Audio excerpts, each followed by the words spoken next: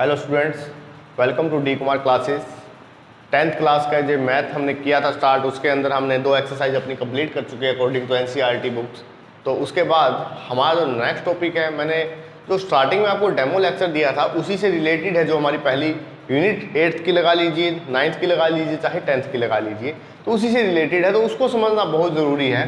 जो नेक्स्ट है हमारा या एनसीईआरटी की जो एक्सरसाइज 3 है वो क्या है, वो रैशनल इरैशनैलिटी पे हमें बतानी है। अब बात करूं अगर मैं, रैशनल नंबर क्या होता है और इरैशनल नंबर क्या होता है, तो रैशनल नंबर आपने पढ़ा भी हुआ है, अभी लास्ट क्लास में भी चल रहा था। रैशनल नंबर वो नंबर होते हैं जिनको p बाई क्यू की फॉर्म में हम लिख सकते हैं और q नॉट इक्वल्स टू 0 होता है, ठीक है। और इरैशनल नंबर क्या क्या होते हैं?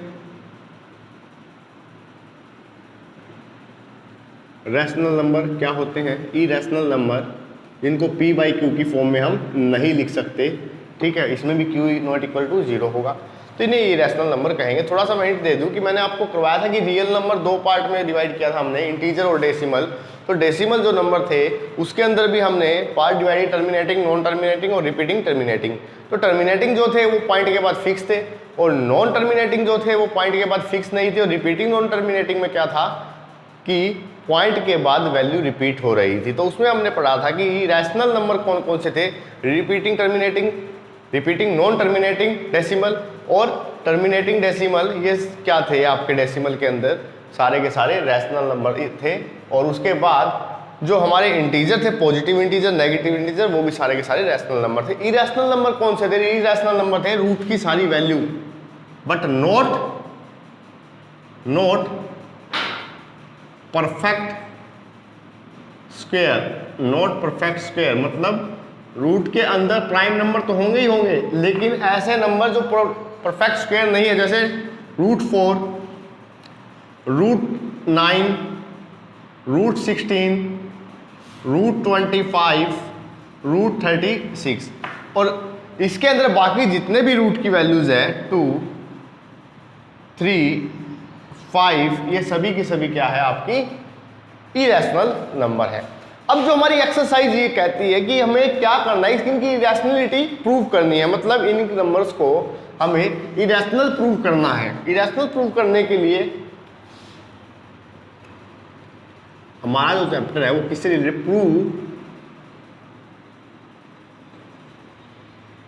इरैशनैलिटी ऑफ इरैशनल नंबर, ठीक है। अब वो इरैशनैलिटी प्रूव करनी है, वो कैसे करनी है प्रूव? तो इसके लिए मैं आपको एक थ्योरम समझाता हूं। सबसे पहले थ्योरम जो हमें बताएगी कि इरैशनैलिटी कैसे प्रूव करनी है। इस थ्योरम से ही हम इरैशनैलिटी प्रूव करेंगे, मतलब मेथड ऑफ कॉन्ट्राडिक्शन का यूज करके हम इरैशनैलिटी प्रूव करेंगे। मेथड ऑफ कॉन्ट्राडिक्शन में क्या होगा, हम कोई चीज को गलत मानेंगे और उस चीज को हम रॉन्ग साबित, किसी चीज को हम गलत मानेंगे और उसको रॉन्ग साबित करेंगे, तो इसका मतलब वो हमें हेल्प करेगा किसमें? इरैशनैलिटी ऑफ इरैशनल नंबर की।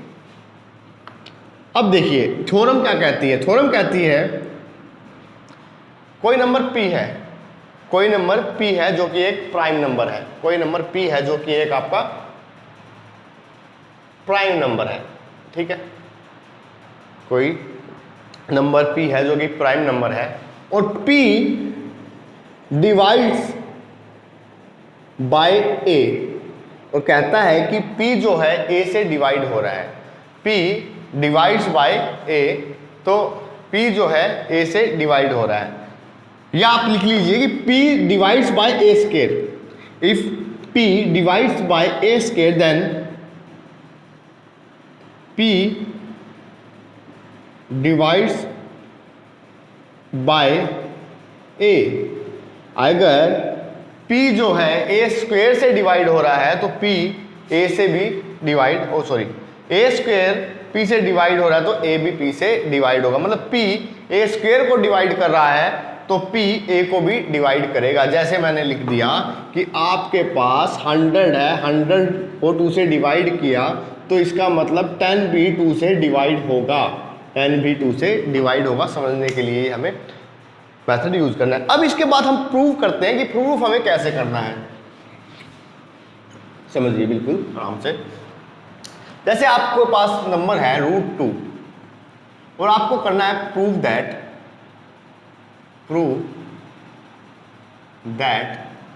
√2 इज इरेशनल नंबर, ठीक है, इरेशनल नंबर। तो इसके लिए आपको क्या करना है, यूज करना है method of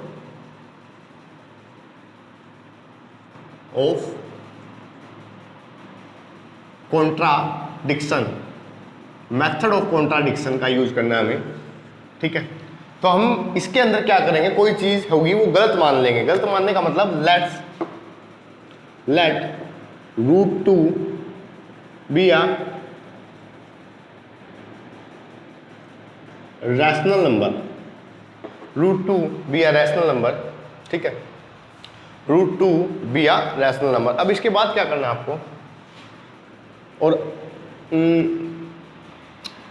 √2 equal to √2 equal to P by Q, ठीक है, रैशनल नंबर तो P बाई Q के इक्वल होगा। और P by Q P and Q को प्राइम नंबर, मैं थोड़ा सा पहला क्वेश्चन इसलिए इसको डिटेल में समझा देता हूं कि P by Q is a को प्राइम नंबर। तो को प्राइम नंबर क्या होते हैं, सबसे पहले समझिए यहां पर कि जो वर्ड हमने यूज किया को प्राइम नंबर क्या होते हैं। अब आपने एक चीज पढ़ी होगी 8th 9th क्लास में कि लोवेस्ट फॉर्म ऑफ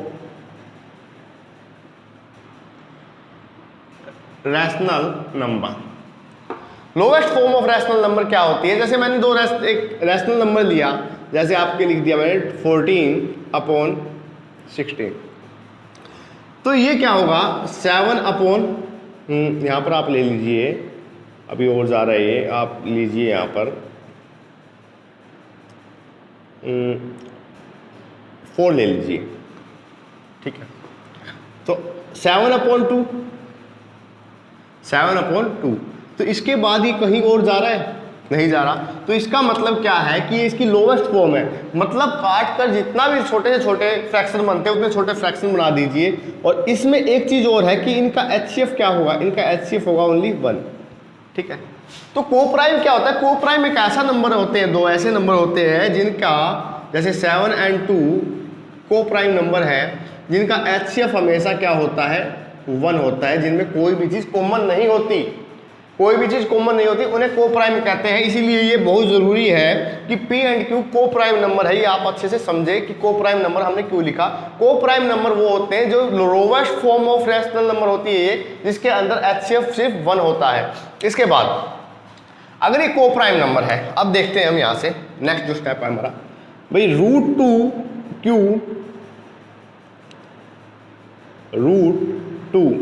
और Q इधर ले गए, ये आ गया P, ठीक है।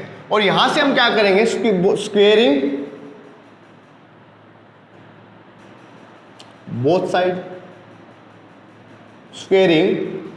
साइड, तो ये हो जाएगा Q² 2Q² equal to P², 2Q² equal to P², ठीक है। और यहां से मैं लिख सकता हूं कि Q² equal to P² by 2, Q² equal to P² by 2। तो हम एक चीज बोल सकते हैं इसके अंदर कि जो होगा 2 divides P², then 2 also divides P, ठीक है।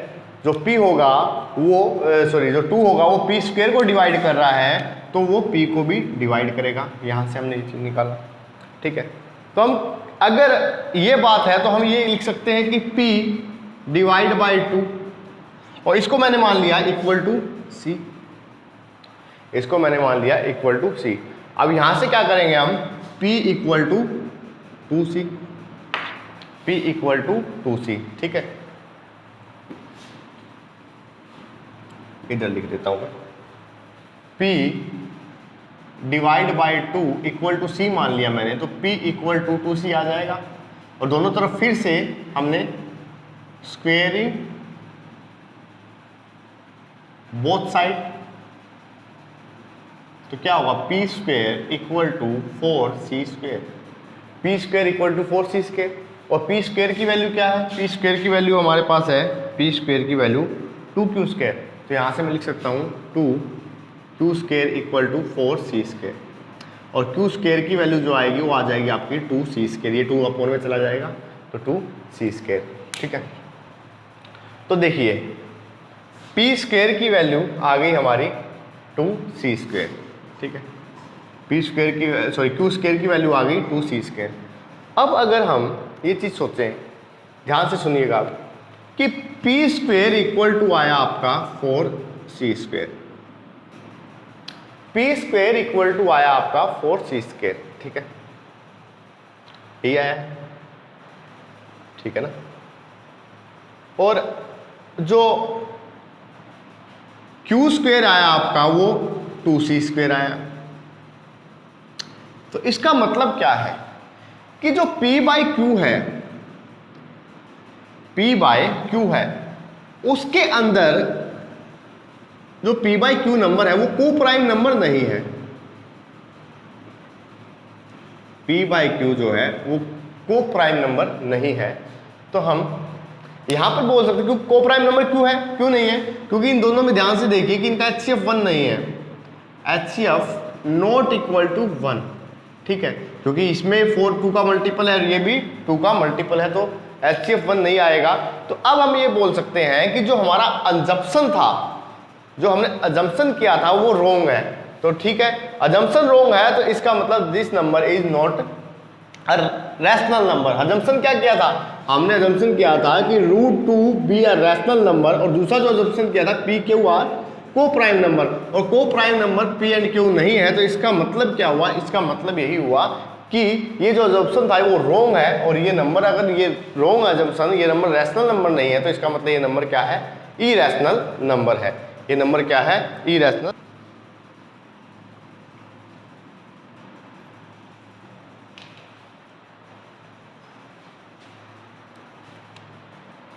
लिखना क्या है, this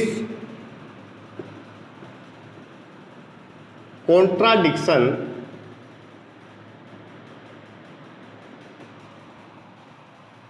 has arising wrong assumption,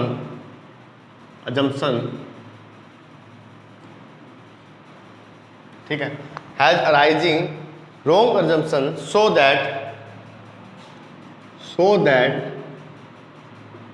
√2 is not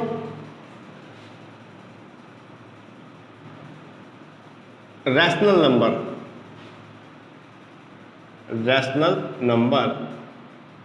then √2 is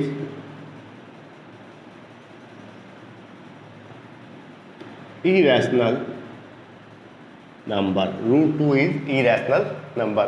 तो ये हमारा क्वेश्चन है जिसमें हमने इरेशनलिटी प्रूफ की किसी भी रैशनल नंबर की।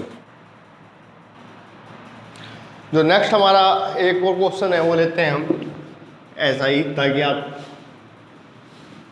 इसको अच्छे से कर लो। क्वेश्चन क्या कहता है कि हमें नंबर दिया है √3। ये जो क्वेश्चन है एनसीईआरटी में भी है, सीबीएसई के एग्जाम में भी आया हुआ है और स्टेट एग्जाम में भी काफी बार आया। सबसे इंपॉर्टेंट क्वेश्चन है कि प्रूव करना आपको कि √3 इरैशनल नंबर है। √3 जो है आपका इरैशनल नंबर है। करते हैं प्रूव कि हमें क्या करना है, वही अजम्पशन करना है। मेथड ऑफ कॉन्ट्राडिक्शन लिखोगे आप, ठीक है। उसमें क्या करना है, let √3 be the rational number and √3 equal to, so √3 equal to p by q. √3 को अगर rational number p by q की फॉर्म में लिख सकते हैं, and p and q are को प्राइम नंबर। तो इसके हिसाब से हम क्या लिखेंगे यहाँ पर कि √3q इक्वल टू p और squaring both side. Squaring both side करोगे तो ये आएगा आपका 3q² इक्वल टू p²। तो यहाँ से हम q² इक्वल टू p²/3, तो इसका मतलब क्या है कि 3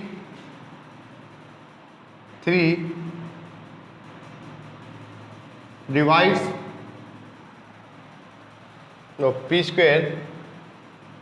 p² divides bye 3, so p also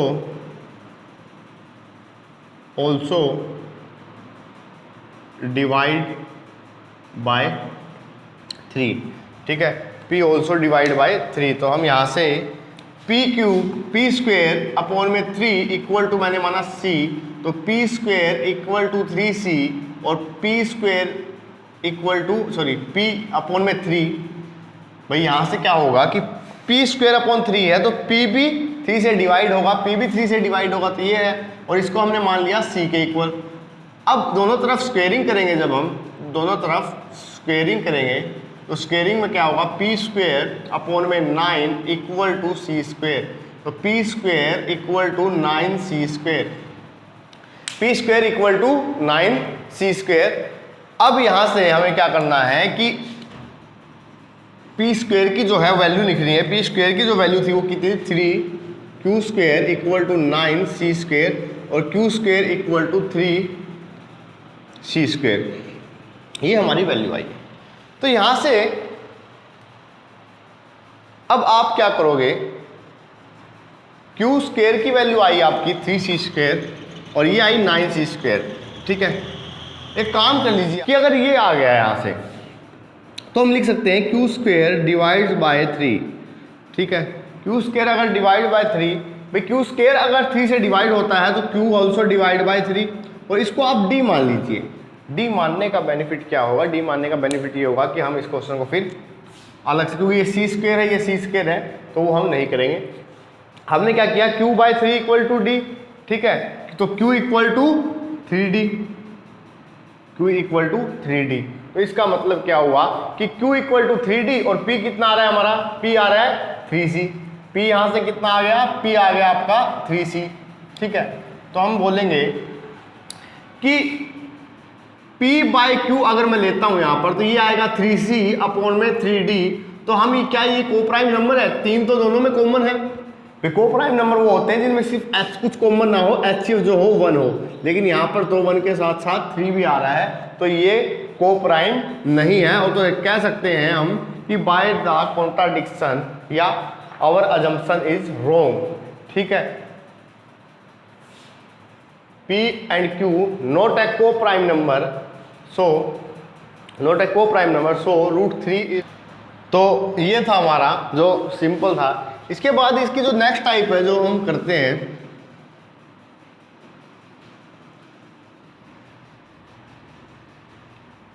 देखिए क्या है। पहले आप समझिए कि अगर r प्लस i हो एक रैशनल नंबर में, जब इरेशनल ऐड करते हैं तो क्या आता है, आपका इरेशनल नंबर ही आता है। जैसे आपको मैं बोलूँ 5 + √3, ये रैशनल, ये इरेशनल, तो क्या आएगा 5 + √3, मतलब ये कंप्लीट क्या होगा, एक इरेशनल नंबर।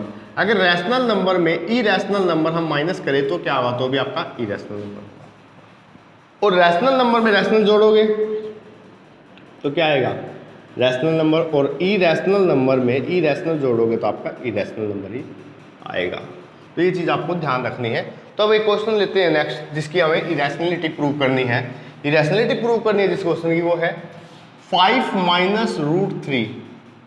आपको प्रूव करना है कि ये नंबर इरेशनल है, ठीक है। तो सबसे पहले वही करो कि method of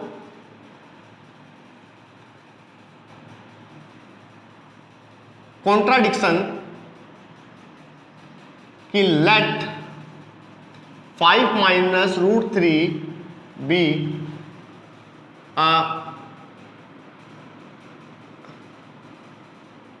rational number. So 5 - √3 equal to p/q। p and q are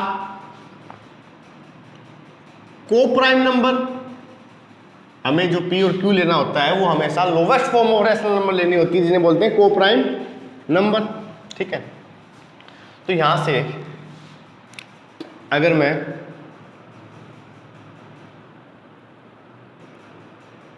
ठीक करूं इसे, तो 5 माइनस पी माइनस क्यू, देखिए ये एक इरेशनल नंबर है और ये रैशनल नंबर है, तो मैं इधर ले आता हूं इसे, तो ये हो गया आपका √3। तो यहां से अगर बात करें कि p बाई क्यू क्या है, p बाई क्यू आपका रैशनल नंबर है और 5 क्या है, ये भी आपका रैशनल नंबर है। 5 क्या है, ये भी आपका रैशनल नंबर है। तो अगर मैं सही लिखूँ इसे तो ये लिख सकता हूँ q 5q minus P equal to √3। अब एक बात बताइए, ये जो है कंप्लीटली रैशनल नंबर है। ठीक है, मान लीजिए rational minus rational equal to rational ही होगा आपका। ठीक है, ये कंप्लीटली जो रिजल्ट आएगा इसका रैशनल नंबर आएगा, तो हम ये लिख सकते हैं कि इरेशनल इक्वल टू इरेशनल, और 3 जो है आपका 3 क्या है, ये इरेशनल नंबर है। 3 जो है इरेशनल नंबर है। तो यहां से रैशनल इक्वल टू इरेशनल आ रहा है, क्या ये ठीक है? तो हम लिखेंगे कि rational number is not equals to irrational number. Irrational number, तो the contradiction has assumption due to own wrong assumption. तो क्या होगा, जो हमने अजम्पशन किया है, ये जो अजम्पशन हमने की ये क्या है, रॉन्ग अजम्पशन है, इसीलिए जो होगा ये नंबर इरेशनल होगा। भाई हमने इसे रैशनल माना था, ठीक है, और जो हमने अजम्पशन की है, जो हमारी अजम्पशन है बाय द कॉन्ट्राडिक्शन, वो क्या है, वो हमारी रॉन्ग है। और रॉन्ग कौन सी अजम्पशन है, जो हमने रैशनल नंबर माना था इसे। तो इसका मतलब ये नंबर क्या है कि 5 minus √3 is 5 minus √3 is irrational number. As prove कि ये क्या होगा, इरेशनल नंबर होगा। ठीक है, अब एनसीईआरटी के अकॉर्डिंग जो लास्ट टाइप हमारी इसमें बचती है, मैं अभी ये जस्ट इंट्रोडक्शन है, हम एनसीईआरटी क्वेश्चन भी करेंगे एक बार। ठीक है, तो मेरे ख्याल से इस इंट्रोडक्शन वीडियो में सारी की सारी टाइप्स कंप्लीट भी हो जाएगी आपकी। तो हमारा जो क्वेश्चन आप लेते हैं, हम चलो ले लेते हैं क्वेश्चन हम 3√2। आपको प्रूव करना, आपके बार मल्टीप्लिकेशन में दिया है हमें, आपको प्रूव करना है कि ये नंबर क्या है, इरेशनल नंबर है। ठीक है, इस नंबर की रैशनैलिटी प्रूव करनी है, आपको लिखना है कि prove that 3√2 is irrational number. ठीक है, 3√3 इज इरेशनल नंबर। तो अब आपको मैं बता दूं कि अगर रैशनल नंबर की मल्टीप्लाई आप रैशनल नंबर से करते हो, मतलब 3 मल्टीप्लाई 3, तो ये रैशनल ही आएगा। ठीक है, 9, तो ये क्या आएगा, रैशनल। अगर किसी रैशनल नंबर की मल्टीप्लाई इरेशनल से करते हो, मान लीजिए 2 इंटू √3, तो ये क्या बनेगा, आपका इरेशनल नंबर बनेगा। ये आपको बात ध्यान रखनी है, जो रूल हमें कहता है। तो अब देखिए, वही चीज करनी है, मेथड ऑफ कॉन्ट्राडिक्शन।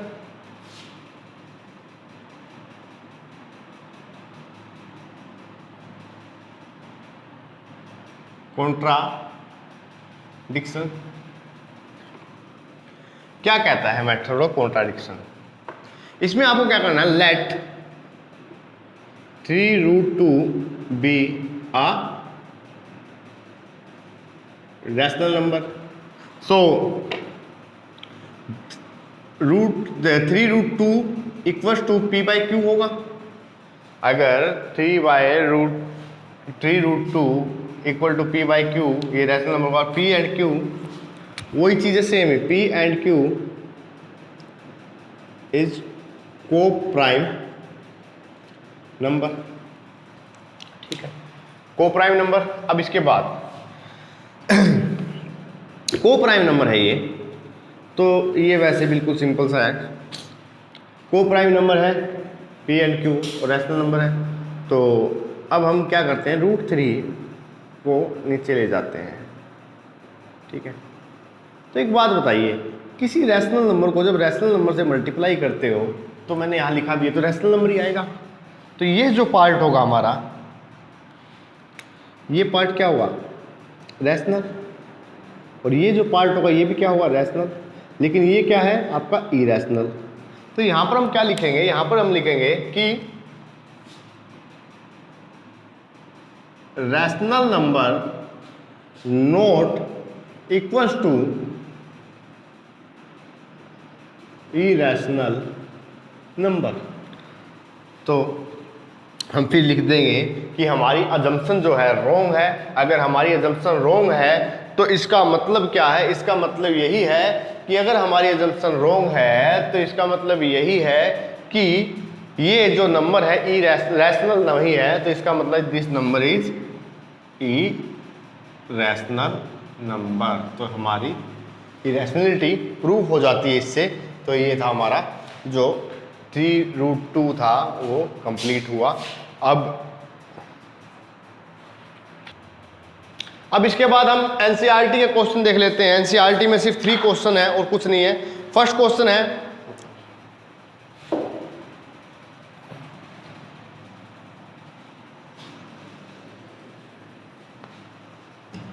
√5 आपको प्रूव करना है। √5 आपका इरैशनल। √2 और √3 हमने प्रूव कर दिया है, उसी तरह से ये होगा आपका। नेक्स्ट जो क्वेश्चन है 3 + √2 √5, ये भी हम प्रूव कर चुके हैं जब हमने अभी किया था, जिसके अंदर ये भी हम प्रूव कर चुके हैं कि rational number not equals to irrational number. तो ये आपका कंप्लीट हो जाएगा। इसके बाद जो 1/√2 है और 7√5 है और नेक्स्ट एक और दे रखा है हमें 6 + √2 है। तो ये भी हो जाएगा। ये भी अभी हमने किया है। इसको मैं थोड़ा डिस्कस कर लेता हूं कि 1/√2 क्या होगा, 1/√2 कैसे होगा। देखिए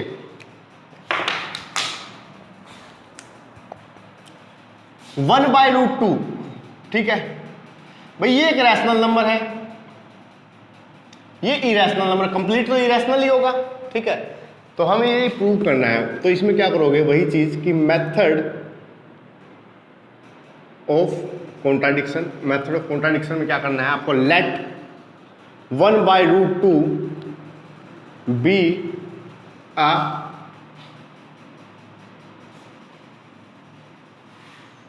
रैशनल नंबर, ठीक है। 1/√2 be a rational number.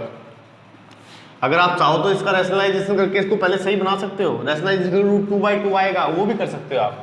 Rational number √2 आएगा। इसको एक काम कीजिए, 1/√2 है, इसका रैशनलाइजेशन कर दीजिए,